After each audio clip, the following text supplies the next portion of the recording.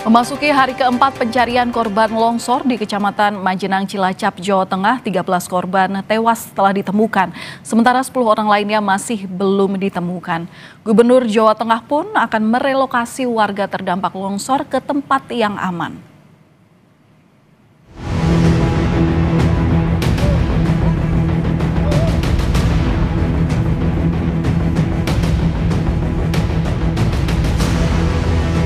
Pencarian korban longsor di Desa Cibenying, Kecamatan Majenang, Cilacap, Jawa Tengah memasuki hari keempat.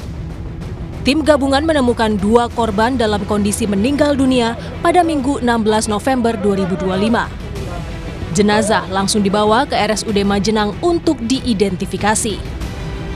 13 orang meninggal dan 10 lainnya masih belum ditemukan akibat longsor di Cilacap.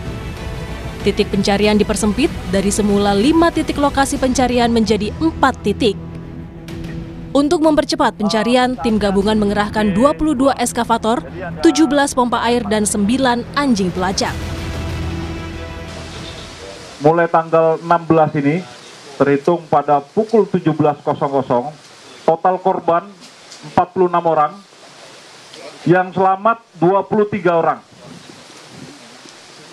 Meninggal dunia atau yang tertimbun ada 13 orang, dan dalam pencarian sampai dengan pukul 17.00 adalah 10 orang.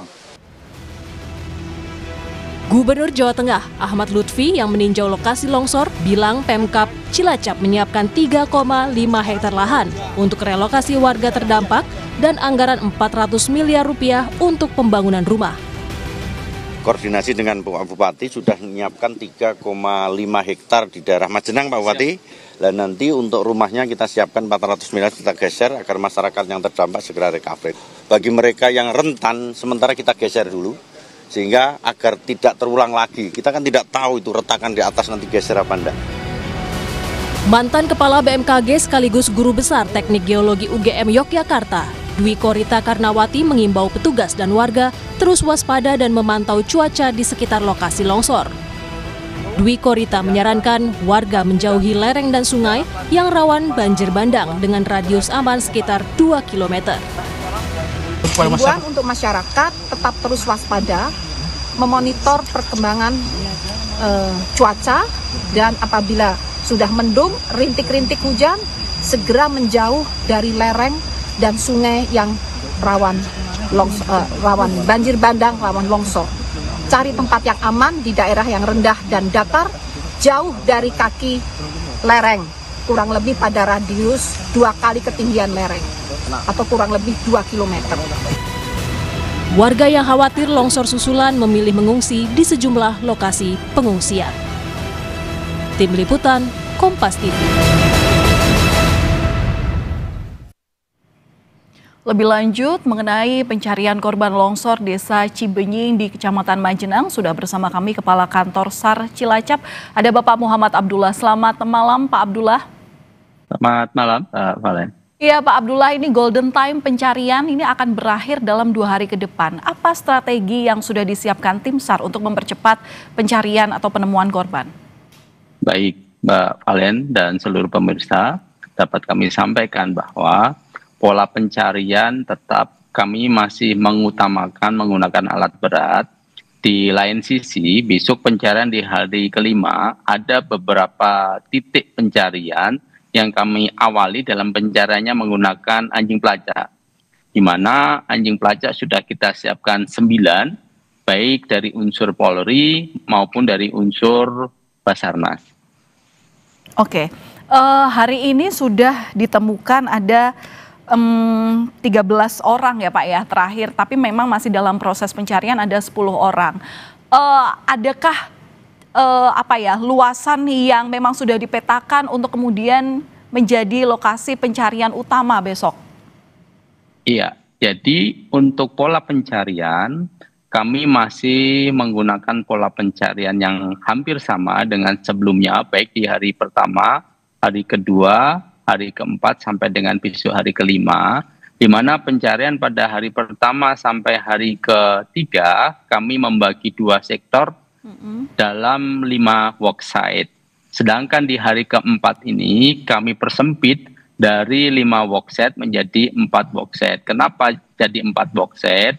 Di mana workset pada sektor A, khususnya workset 3, seluruh korban yang terindikasi dalam satu rumah itu telah diketemukan pada hari ketiga kemarin, 4 orang dan kesemuanya dalam keadaan meninggal dunia. Maka workset A3 sudah kami hapuskan.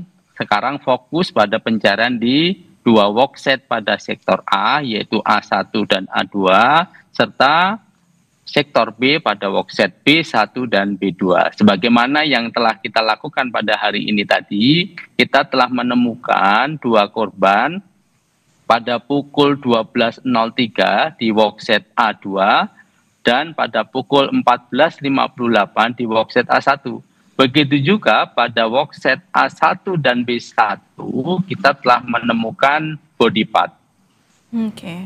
Pak, ini kan sudah menggunakan alat berat, kemudian juga menggunakan anjing pelacak ketika proses pencarian pertama ini akan dimulai. Tapi masih ada 10 orang yang belum ditemukan. Memang kita percaya bahwa memang membutuhkan proses. Tapi apakah ada kendala dalam proses pencarian? Jadi kalau kita melihat kondisi di Medan, kondisi di longsoran yang sesungguhnya, ketebalan tanah pada longsoran tersebut paling rendah adalah 3 meter. Hingga mencapai 8, 9, 10, 11 sampai dengan 12. Bahwa luasan area ini perlu kami sampaikan, pada titik longsoran pertama itu ketinggiannya 60 meter Mbak Valen. Okay. Terus lebar longsoran ini sepanjang 80 meter. Dan elevasi longsoran ini 45 derajat. Sampai dengan panjang pergeseran tanah ini kurang lebih 600 meter. Artinya area yang kita cari itu kurang lebih 32.000 meter persegi. Dan karena area yang luas inilah yang kemudian menyulitkan pencarian, begitu ya Pak?